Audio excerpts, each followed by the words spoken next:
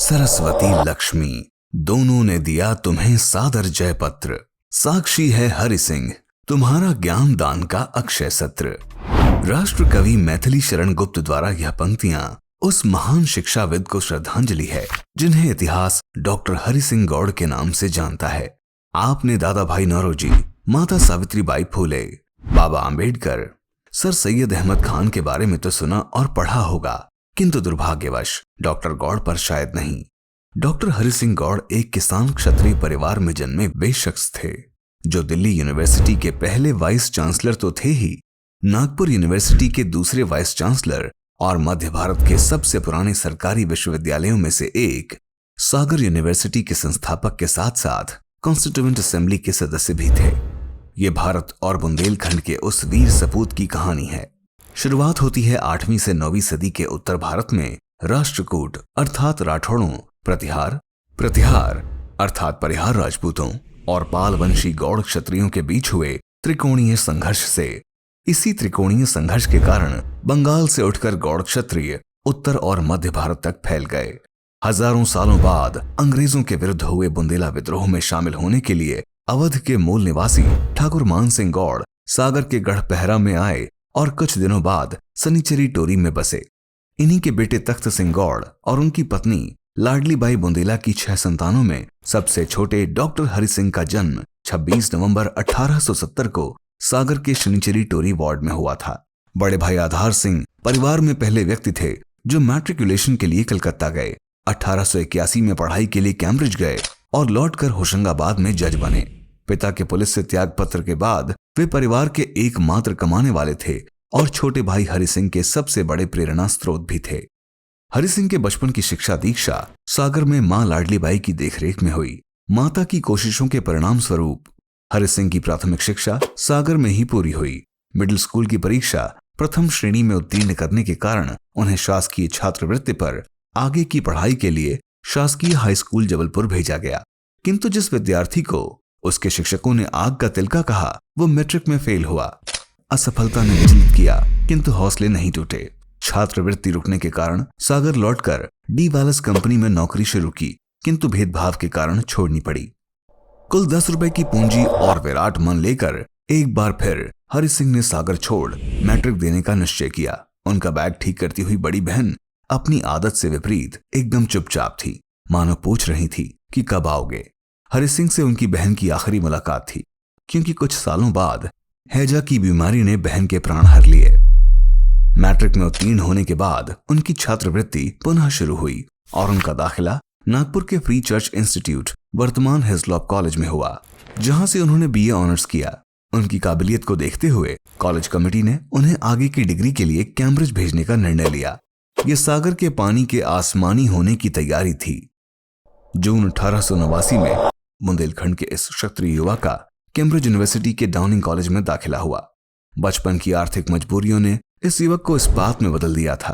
अधिक पीरियड के कोर्स को कम समय में खत्म करना, खर्चे कम करना, समय का सदुपयोग करना और ज्ञान एवं प्रतिभा का सदुपयोग अर्थ उपार्जन में करना उसके बीते वर्षों ने उन्हें सिखा दिया था। 1891 में कैम्ब्रिज में आयोजित एक बहुचर्चित डिबेट कंपटीशन था जिसमें ऑक्सफोर्ड की भी टीम शामिल हुई। उसमें हरि सिंह को सर्वश्रेष्ठ वक्ता चुना गया। अतः लिबरल पार्टी नेता जॉन मॉर्ले की सम्मान सभा में स्वागत भाषण देने का सुअवसर मिला। द पॉल मॉल गजेट ने उन्हें अपना कैम्ब्रिज संवाददाता नियुक्त किया। इसके बाद उन्हें नेशनल लिबरल क्लब का सदस्य बनने का मौका मिला, जहां दादा भाई नौरोजी के इलेक्शन कैंपेन में काम किया, जिसमें दादा भाई जीते और हरि सिंह के भाषणों को सराहना मिली। उन्होंने 1891 में फिलॉसफी और इकोनॉमिक्स में ऑनर्स प्राप्त की और 1892 में कानून की डिग्री ली। 1896 में एमए किया और 1902 में एलएलएम किया।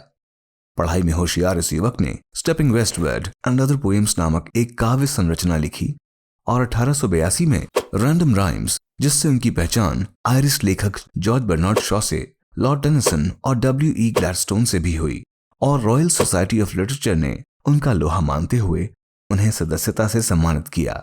1893 में भारत लौटने के बाद उन्हें भंडारा न्यायालय और स्थानीय एडमिनिस्ट्रेशन की सरकारी नौकरी मिली, जहां 350 मुकदमों को क्लोज करवाकर हीरो बने। इसके बाद उनकी शादी भंडारा के डॉक्टर बलदेव सिंह की बेटी ओलिविया से हुई। किंतु वकालत करने की उनकी रुचि के कारण उन्होंने इस सरकारी नौकरी से इस्तीफा देकर वकील का गाउन पहन लिया। हरि सिंह गौड़ की वकालत का दिग्विजय आरंभ हो चुका था, जिसकी गूंज रायपुर, नागपुर, रंगून, कलकत्ता और लाहौर तक सुनाई देने लगी और 1902 में उन्होंने law of transfer of property act पर किताब पब्लिश की।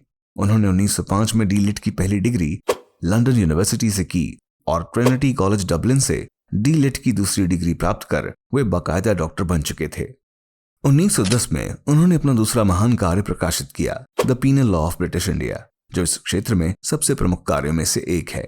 यहाँ तक कि यूरोप और अमेरिका में जहाँ दंड कानून लागू नहीं था, वहां भी इसे सर फ्रेडरिक पॉलक जैसे प्रख्यात न्यायविदों की सराहना मिली।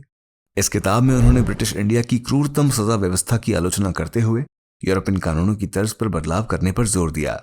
उन्होंने ही 1921 में छुआछूत के विरुद्ध पहला बिल प्रस्तुत किया और 1923 के सिविल मैरिज बिल को ड्राफ्ट कर पारित करवाया। 1929 में उन्होंने एज ऑफ कंसेंट बिल लिखा, जिसमें विवाह के लिए लड़कियों की मिनिमम एज निर्धारित की गई। इसी तरह उन्होंने क्रिमिनल लॉ अमेंडमेंट सेक्शन 372 और 373 द्वारा देवदासी प्रथा पर कानूनी प्रतिबंध लगवाया।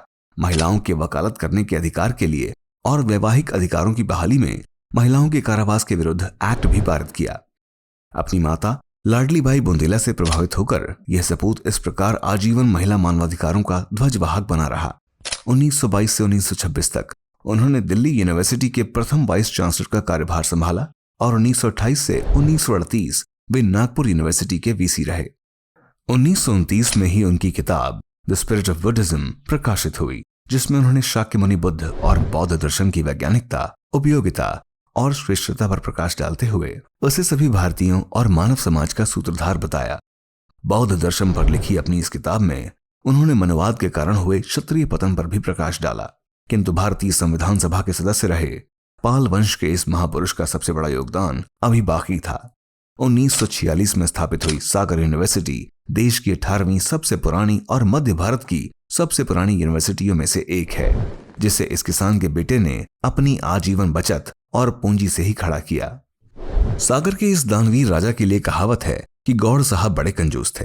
असल में प्रिवी काउंसिल में अंग्रेजों और राजा नवाबों के लिए वकालत करते हुए गौड़ साहब ने जो पूंजी कमाई, उसका पाई पाई उन्होंने अपने बच्चों में बांटने के बजाय बचपन के इस संकल्प को पूरा करने में लगाया, जो उन्होंने बचपन की शैक्षणिक चुनौतियों से जूझते हुए लिया था।